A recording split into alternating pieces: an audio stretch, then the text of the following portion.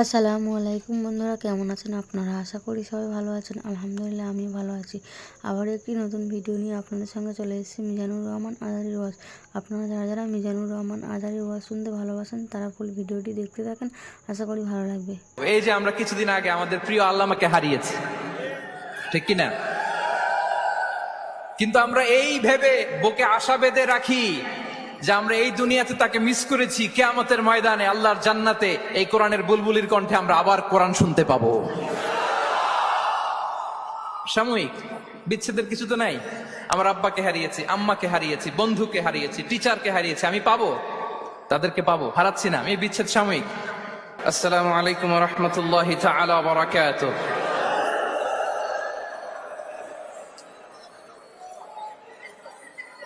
প্রিয় যুক্তরাষ্ট্র প্রবাসী বাংলাদেশি ভাই এবং বোনেরা, কেমন আছেন সবাই? বারাকাল্লাহু ফিকুম জামিআন। নাহমাদুহু ওয়া নুসাল্লি আলা রাসূলিহিল কারীম। আম্মা বা'দু ফাআউযু বিল্লাহি মিনাশ শাইতানির রাজীম। বিসমিল্লাহির রহমানির রহিম। ওয়া নাযালনা আলাইকাল কিতাবা তিবয়ানান লিকুল্লি শাই ওয়া হুদান ওয়া রাহমাতান ওয়া বুশরা লিল মুসলিমিন। সাদাকাল্লাহুল আযীম। রব্বি ইশরাহ লি সাদরি ওয়া ইয়াসসির লি আমরি ওয়াহলুল উকদাতাম মিন লিসানি ইয়াফকাহু কওলি।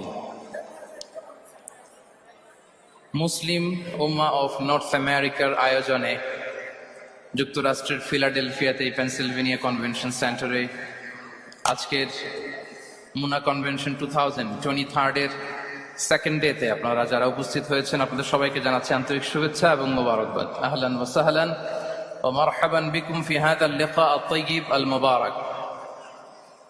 আমরা শুরুতেই আল্লাহ রাব্বুল ইজ্জা ওয়াল জালালের দরবারে শুকরিয়া জ্ঞাপন করছি যে আল্লাহ তাআলা আমাদেরকে এরকম চমৎকার একটি ইভেন্টে একত্রিত হওয়ার সুযোগ করে দিয়েছেন। আমরা সবাই একসাথে পড়ছি কালিমাতুশ শুকর, আলহামদুলিল্লাহ। আল্লাহ রাব্বুল ইজ্জা ওয়াল জালালের দরবারে শুকরিয়া জ্ঞাপনের পাশাপাশি আমি আজকের এই প্রোগ্রামের অর্গানাইজিং কমিটিকে অন্তরের অন্তঃস্থল থেকে শুকরিয়া জানাতে চাই। And I would like to specially thank the police department, the security department, the volunteers, media, press, and the organizing committee for organizing such an amazing event. Barakallahu fikum jami'an. আপনারা গতকাল থেকে অনেক চমৎকার চমৎকার টপিকে কথা শুনছিলেন।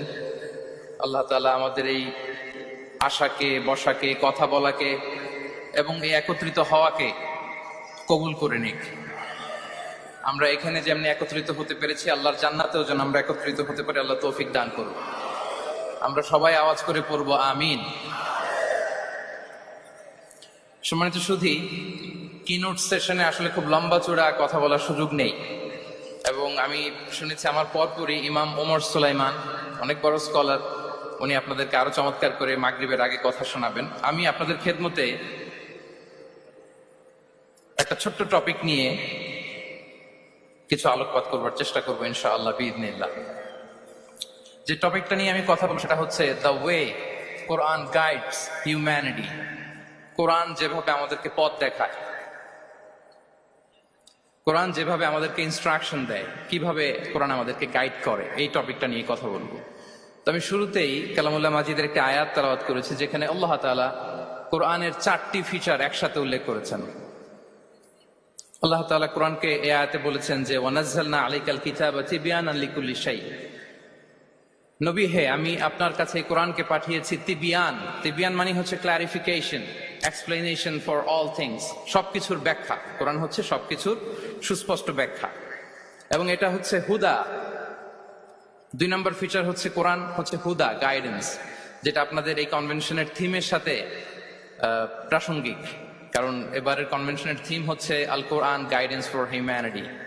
তো কোরআন 1 নম্বরে হচ্ছে ক্লারিফিকেশন বা এক্সপ্লেনেশন, তারপর কোরআন হচ্ছে গাইডেন্স, এরপর আল্লাহ বলেছেন রাহমা, মার্সি, এবং আয়াতের সবশেষে আল্লাহ বলেছেন যেটা হচ্ছে বুশরা লিল মুসলিমিন, glad tidings for the believers. তো এই 4টা ফিচারের মধ্যে আমি কোরআন যে হুদা, কোরআন যে গাইডেন্স, এটা নিয়ে কিছু আলোকপাত করবো ইনশাআল্লাহ বিইذنিল্লাহ। আমরা রমাদানের আয়াত সবাই জানি, সূরাতুল বাকারাতে রমাদান নিয়ে যে আয়াতটি এসেছে ওই আয়াতে আল্লাহ তাআলা কোরআনকে গাইডেন্স বলেছেন, শাহরু রমাদানাল্লাযী উনজিলা ফীহিল কুরআন। তারপর কি হুদাল লিন্নাস, গাইডেন্স ফর হিউম্যানিটি। রমাদান এমন মাস যে মাসে কোরআন নাজিল হয়েছে, এবং এই কোরআন হচ্ছে গাইডেন্স ফর হিউম্যানিটি। এবং এই গাইডেন্সটা এটা সবার জন্য। অন্য আয়াতে আল্লাহ তাআলা বলছেন, ইন হুয়া ইল্লা যিকরা লিল আলামিন। এই কোরআনটা হচ্ছে রিমাইন্ডার ফর হোল ওয়ার্ল্ড, গোটা বিশ্বের জন্য কোরআনটা হচ্ছে গাইডেন্স বা reminder, including jinnkind and mankind. যদি প্রথম আয়াতে আল্লাহ বলেছিলেন বুশরা লিল মুসলিমিন, কিন্তু এই আয়াতে আমরা দেখলাম যে এটা হচ্ছে যিকরা লিল আলামিন, গোটা বিশ্বের জন্য এটা রিমাইন্ডার, ম্যানকাইন্ডের জন্য রিমাইন্ডার, জিনকাইন্ডের জন্য রিমাইন্ডার। এবং জিনেরা, জিনকাইন্ড, জিন জাতি এটা স্বীকার করেছে যে কোরআন মানুষকে পথ দেখায়, বিশ্ববাসীকে পথ দেখায়। তারা যখন তায়েফে বিষ্ণু ঈসা ইসলামের কণ্ঠে সর্বপ্রথম তারা কোরআনিক রিসাইটেশন তারা শুনলো, তারা যেটা বলেছিল আল্লাহ তাআলা সরাসরি কোট করেছেন কোরআনে, সেটা তারা বলেছিল, ইন্না সামি'না কুরআনান আজাবা ইয়াহদি ইলা রুশদি ফাআমান্না বিহি, indeed we have heard an amazing Quran and it guides to the right path. আমরা একটা অসাধারণ কোরআন শুনেছি এবং এটা ইয়াহদি ইলা রুশদ, গাইড করে, পথ দেখায় সঠিক রাস্তায়। তো আমরা বুঝতে পারলাম কোরআন হচ্ছে গাইডেন্স, আমাদেরকে পথ দেখায়। কোরআন গাইডেন্স হওয়ার সবচেয়ে বড়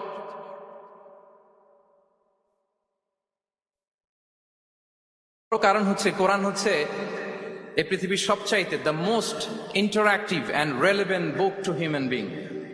সবচাইতে জীবন ঘনিষ্ঠ এবং প্রাসঙ্গিক কিতাব হচ্ছে আল কোরআন। কিতাবটার নাম কি? সবাই বলুন একসাথে, কি নাম? সবচাইতে প্রাসঙ্গিক, জীবন ঘনিষ্ঠ, the most interactive book ever in the world. এর কারণ হচ্ছে এর আগে যত আসমানি কিতাব এসেছিল সবগুলো কিন্তু একবারে নাজিল হয়েছে এট এ টাইমে। তাওরাত মুসা আলাইহিস সালামের উপর একবারে নাজিল হয়ে গিয়েছে একসাথে। ইনজিল ঈসা আলাইহিস সালামের উপর একবারে নাজিল হয়েছে। জাবুর দাউদ আলাইহিস সালামের উপর একবারে নাজিল হয়েছে। কোরআনও কি একবারে নাজিল হয়েছে? হ্যাঁ, একবারে নাজিল হয়েছে না, 23 বছরের 23 ইয়ার্সের লং পিরিয়ড অফ টাইমে একটু একটু করে হাসবান নাজমান নাজমান হাসবা হাওয়াইজিল বাশার, মানব জাতির প্রয়োজনের তাগিদে, তাই না, প্রেক্ষাপটের আলোকে নাজিল হয়েছে। প্রথম নাজিল হয়েছে মক্কায়, তারপরে মদিনায়, বিভিন্ন জায়গাতে। আপনারা জানেন যে কোরআনের প্রথম আয়াত নাজিল হয়েছে মসজিদুল হারাম থেকে 10 কিলোমিটার উত্তর পূর্ব দিকে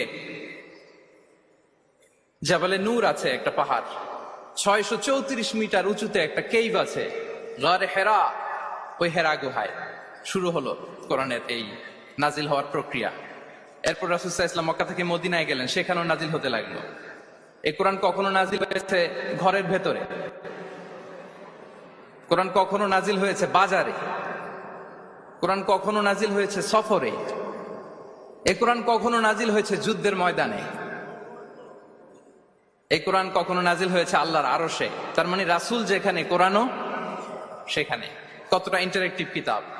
রাসূল সাল্লাল্লাহু আলাইহি ওয়াসাল্লাম তার জীবনে, তার পরিবারে, তার সমাজে, রাষ্ট্র পরিচালনায় যেখানেই তিনি সংকটের মুখোমুখি হয়েছেন, ঠিক তখনই সমাধান নিয়ে হাজির হয়েছে কোরআন। এজন্য এটা হচ্ছে the most interactive and relevant book to human being, সবচাইতে প্রাসঙ্গিক, জীবন ঘনিষ্ঠ একটা কিতাব। এবং এই কোরআনকে আল্লাহ তাআলা লাইট বলেছেন, আলো। ওয়া আনজালনা ইলাইকুম নূরাম মুবিনা, নবী হে, আপনার কাছে আমি লাইট পাঠিয়েছি। কোরআন এটা আলো, কারণ পথ দেখাতে হলে তো লাইট লাগবে। যেটা আপনাকে পথ দেখাবে তার মধ্যে যদি আলো না থাকে, সে পথ দেখাতে পারবে নাকি? পারবে না। তো কোরআনকে আল্লাহ তাআলা লাইট বলেছেন। এবং কোরআন শুধু নিজেই লাইট নয়, শুধু নিজেই আলো নয়, সে আলোর দিকে নিয়ে যায়। আল্লাহু আকবার। আলিফ লাম রা, কিতাবুন আনজালনাহু ইলাইকা লিতুখরিজান নাসা মিনাল যুলুমাতি ইলান নূর। I've revealed this book unto you, O Muhammad, in order to lead the mankind out of darknesses into the light. অনেকগুলো অন্ধকার থেকে একটি আলোর দিকে, মহাসত্যের দিকে নিয়ে যাওয়ার জন্য আমি কোরআন পাঠিয়েছি। সুবহানাল্লাহ বিহামদি। এবং একটু খেয়াল করে যদি আমরা দেখি যে একটি পুরো জাতি একটি পুরো গোষ্ঠীর জীবনধারা পাল্টে দিয়েছিল কোরআন। যাদের লেখাপড়া জানা ছিল না, অক্ষর জ্ঞানহীন একটা জাতি, একটা ভূখণ্ডের জীবনধারা পাল্টে দিয়েছে এই কোরআন। কোরআন যেমনি আলো, তার পাশাপাশি কোরআন হচ্ছে ক্রাইটেরিয়ান। কোরআন সত্য এবং মিথ্যার মধ্যে পার্থক্য তৈরি করে দেয়। আপনি কোরআনের লেন্স দিয়ে যদি এই বিশ্বকে পরখ করতে চান, কোরআনের লেন্স দিয়ে যদি এই পৃথিবীকে আপনি পরখ করেন, তাহলে দেখবেন যে কোনটা সত্য কোনটা মিথ্যা আপনার কাছে এটা সুস্পষ্ট হয়ে যাচ্ছে, ঠিক কিনা? আল্লাহ তাআলা বলছেন, তাবারাকাল্লাযী নাযালাল ফুরকানা আলা আবদিহি লিয়াকুনা লিল আলামিনা নাযীরা। ফুরকান বলেছেন আল্লাহ তাআলা কোরআনকে এখানে। The criterion, it differentiates between right and wrong. Quran পড়লে আপনি বুঝতে পারবেন কোনটা সত্য কোনটা মিথ্যা। এবং সবচাইতে মজার ব্যাপার হচ্ছে কোরআন হচ্ছে একটা টাইমলেস মিরাকেল। টাইমলেস মিরাকেল, চিরন্তন মুজিজা। এটার কোনো লয় নাই, ক্ষয় নাই। আল্লাহ তাআলার যেমনি লয় নাই, ক্ষয় নাই, কোরআনেরও লয় নাই, ক্ষয় নাই। কারণ কোরআন কিন্তু আল্লাহর ক্রিয়েশন নয়, আল্লাহর সৃষ্টি নয়, এটা কিন্তু আল্লাহর সিফা। আপনারা জানেন তো এটা? কোরআন কিন্তু আল্লাহর সিফা। আল্লাহরও ক্ষয় নাই, কোরআনেরও ক্ষয় নাই। এবং অন্যান্য নবীদেরকে যে কিতাব দেয়া হয়েছে সেটা তাদের হেদায়েতের জন্য, আর সেই কিতাবকে তারা পরিবর্তন করে ফেলেছে। সেই কিতাবগুলোর আদি এবং আসল রূপ কিন্তু অবশিষ্ট নেই। কিন্তু কোরআন শুধু হেদায়েতই নয়, গাইডেন্সই নয়। কোরআন যেমনি হেদায়েত, পাশাপাশি কোরআন হচ্ছে মুজিজা। কোরআনের আছে সংখ্যাতাত্ত্বিক মুজিজা, ভাষা শৈলীর মুজিজা, সায়েন্টিফিক মিরাকেল, মহাবিশ্বের মহাবিশ্বয় মহাগ্রন্থ আল কোরআন আল কারীম অপরিবর্তনীয়। Up until the day of judgement, কিয়ামত পর্যন্ত এটা অপরিবর্তনীয় থাকবে। এই মুজিজা কিয়ামত পর্যন্ত থাকবে। পৃথিবীতে যত নবীকে আল্লাহ তাআলা মুজিজা দিয়েছেন, নবীদেরও বিদায় হয়েছে, মুজিজারও বিদায় হয়েছে। নবীরা চলে গিয়েছেন, সাথে সাথে মুজিজাও চলে গিয়েছে। আল্লাহ নবী দাউদ আলাইহিস সালামকে আল্লাহ মুজিজা দিয়েছিলেন। তিনি লোহা ধরলে লোহা গলে নরম হয়ে যেত, উনি এটা দিয়ে আর্মর বানাতেন, যুদ্ধাস্ত্র বানাতেন। ওয়া আলান্না লাহুল হাদিদ। কিন্তু দাউদ আলাইহিস সালামের ইন্তেকালের পরে কেউ আর এটা রিপিটেশন করে দেখাতে পারেনি, এমনটা হয়নি আর তার উম্মতের মধ্যে। আল্লাহ নবী মূসা আলাইহিস সালামকে আল্লাহ তাআলা মুজিজা দিয়েছিলেন। তিনি লাঠি জমিনে রাখলে সেটা সাপ হয়ে যেত। ফাআলকাহা ফাইদা হিয়া হাইয়াতুন তাসআ, মুভিং স্নেক হয়ে যেত। কিন্তু মূসা আলাইহিস সালামের ইন্তেকালের পরে কেউ আর ওই লাঠি দিয়ে মুভিং স্নেক বানাতে পারে নি। বনি ইসরাইলের কাছে কিন্তু ওই লাঠিটা ছিল, আপনারা জানেন? বনি ইসরাইলের কাছে একটা তাবুত ছিল, উডেন বক্স। ওটার মধ্যে বাকিয়াতুম মিম্মা তারাকা আলু মূসা ওয়া আলু হারুন, মূসা আলাইহিস সালামের ব্যবহৃত পাগড়ি, জুব্বা, আর ওই লাঠি, হারুন আলাইহিস সালামের পাগড়ি, জুব্বা, এগুলো ছিল। তার মানে মূসা আলাইহিস সালামের ইন্তেকালের পরে যে লাঠি দিয়ে মূসা আলাইহিস সালাম সাপ বানাতেন, ওই লাঠি ছিল, কিন্তু সেই লাঠি দিয়ে আর কেউ কোনোদিন সাপ বানিয়ে দেখাতে পারে নি। আল্লাহ নবী ঈসা আলাইহিস সালামকে আল্লাহ তাআলা আরো মাইন্ড ব্লোয়িং মুজিজা দিয়েছিলেন। ওয়া উবরিউল আকমাহা ওয়াল আবরাসা ওয়া উহিল মাউতা বিইذনিল্লাহ। শ্বেত রোগী ধবল রোগীর গায়ে হাত বুলিয়ে দিলে রোগ ভালো হয়ে যেত। অন্ধ ব্যক্তির চোখে টাচ করে দিলে সে দৃষ্টিশক্তি ফিরে পেত। মৃত ব্যক্তিকে আল্লাহ নবী ঈসা আলাইহিস সালাম কুম বিইذনিল্লাহ বলার সাথে সাথে মৃত ব্যক্তি জীবিত হয়ে যেত।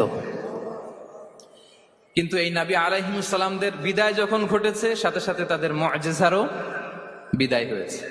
কিন্তু বিশ্বনবী সাল্লাল্লাহু আলাইহি ওয়াসাল্লামের উপর নাজিল হওয়া এই মহাবিশ্বের মহাবিশ্বয় মহাগ্রন্থ আল কোরআন, আল্লাহ নবী ইন্তেকাল করেছেন, তিনি আমাদের থেকে বিদায় নিয়েছেন, কিন্তু কোরআন কি বিদায় নিয়েছে?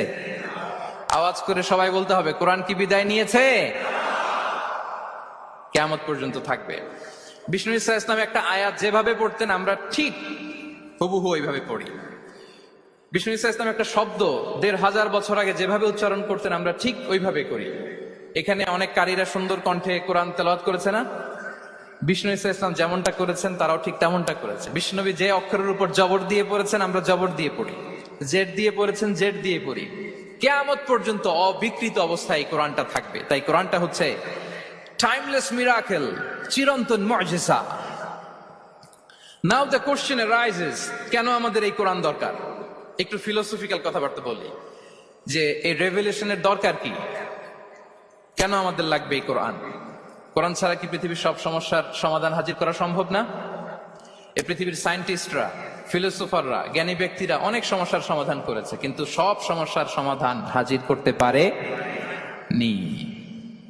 এজন্য আল্লাহ তাআলা যুগে যুগে নবীদের মাধ্যমে আসমানি কিতাব পাঠিয়েছেন, গাইডেন্স পাঠিয়েছেন, রেভেলেশন পাঠিয়েছেন।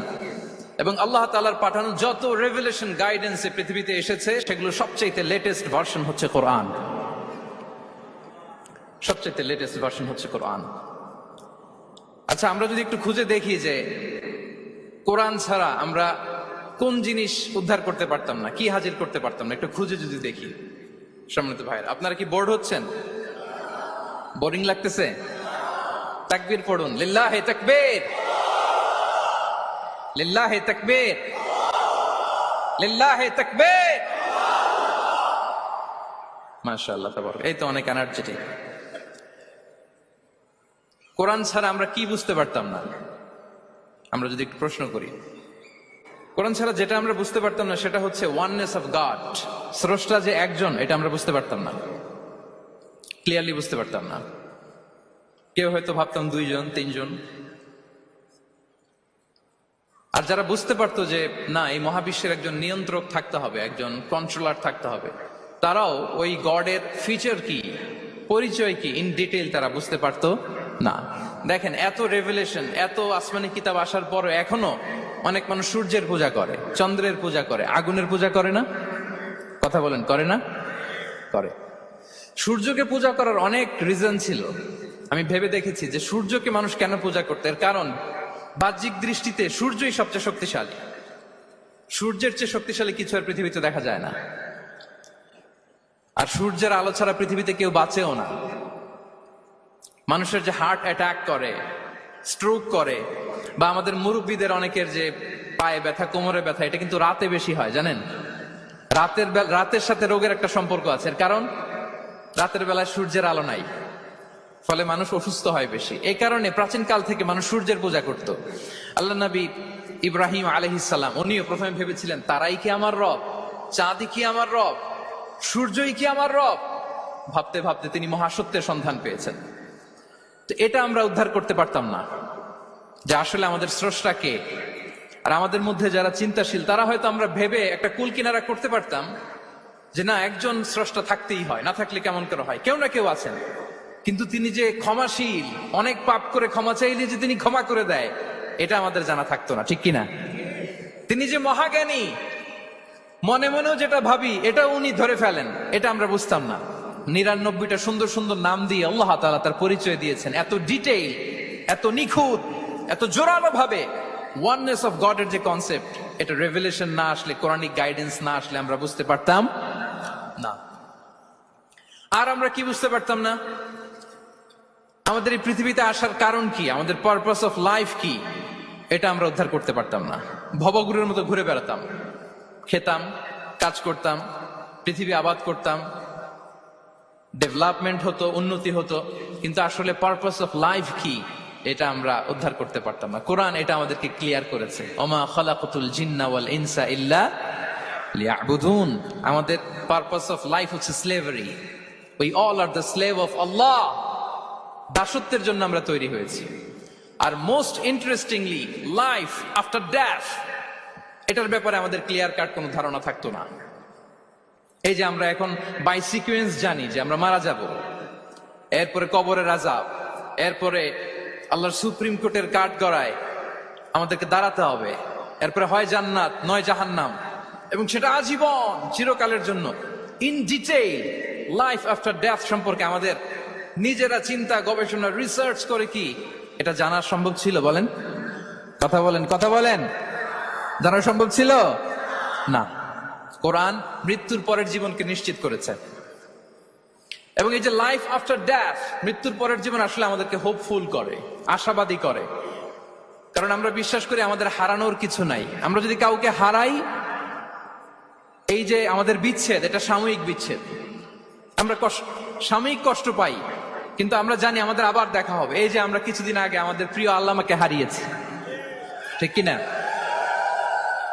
কিন্তু আমরা এই ভেবে বুকে আশা বেঁধে রাখি যে আমরা এই দুনিয়াতে তাকে মিস করেছি, কিয়ামতের ময়দানে আল্লাহর জান্নাতে এই কোরআনের বুলবুলির কণ্ঠে আমরা আবার কোরআন শুনতে পাবো।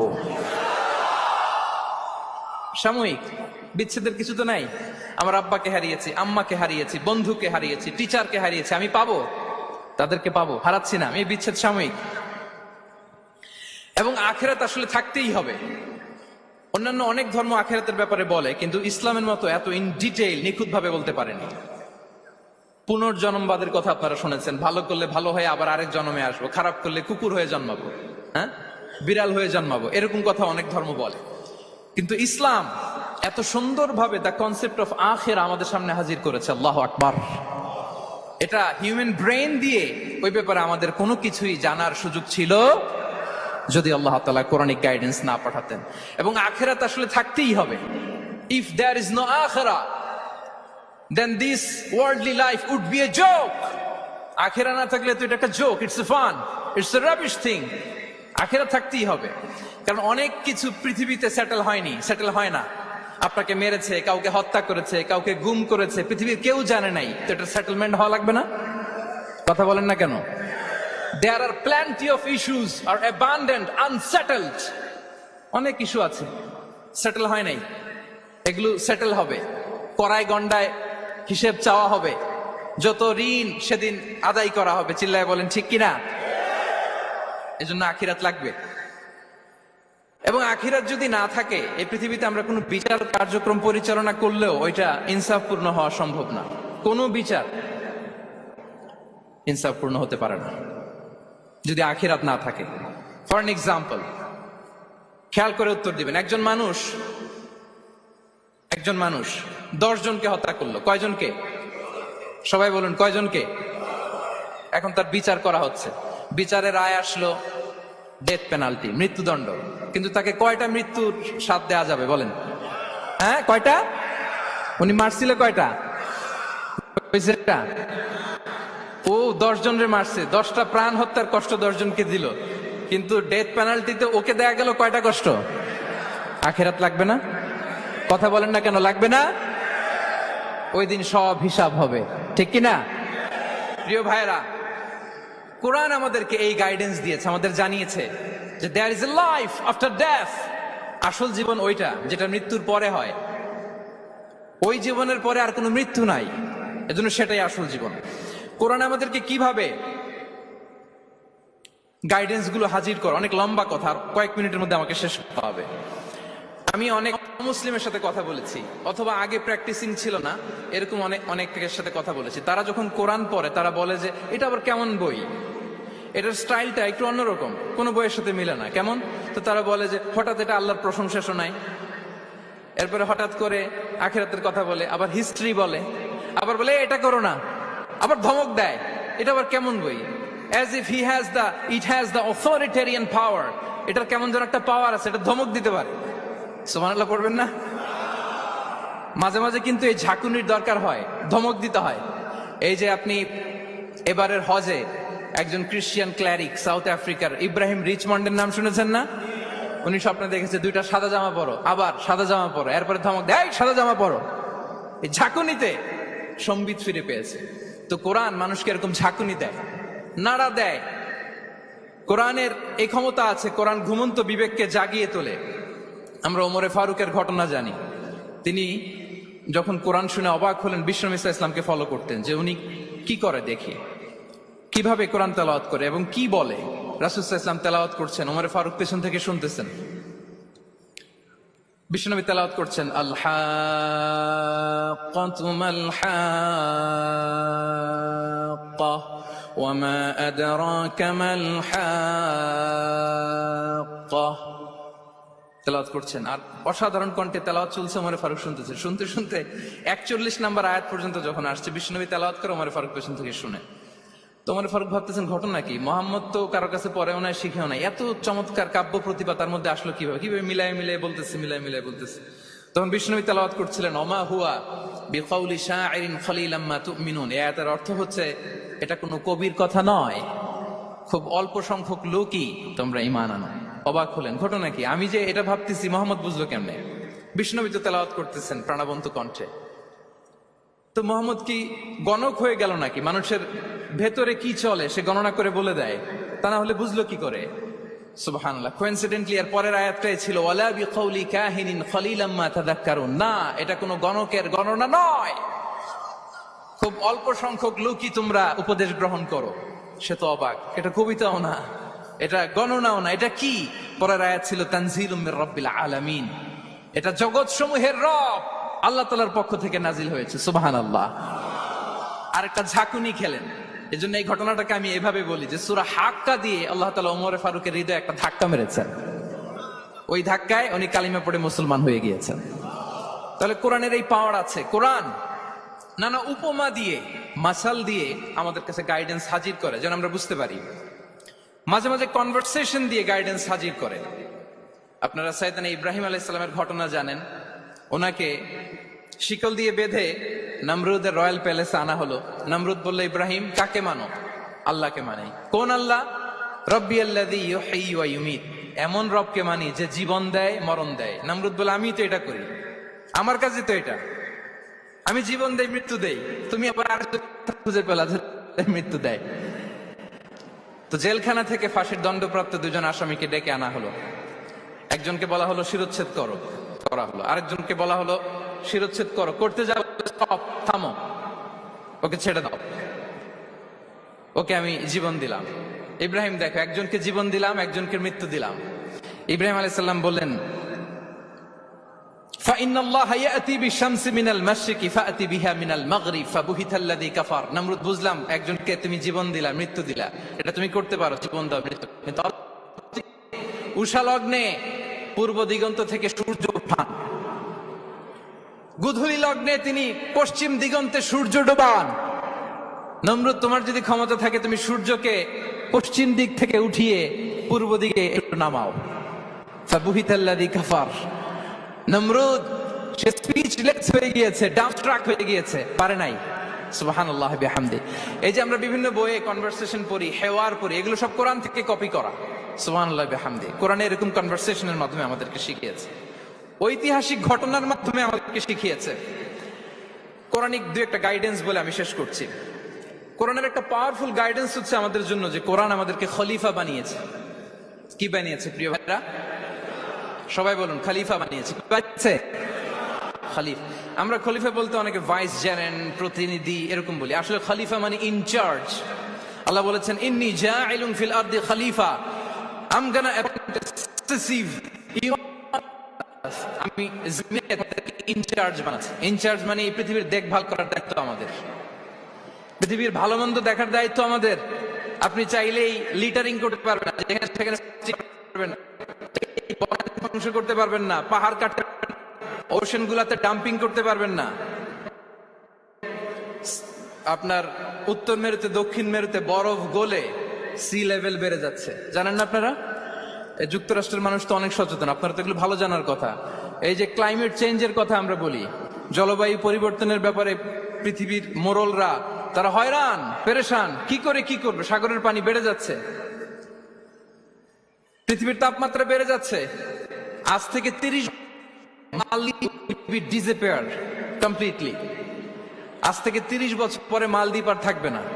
এন্টায়ার কান্ট্রি ওরা কোথায় শিফট করবে, ল্যান্ড খুঁজতেছে। আল্লাহু আকবার।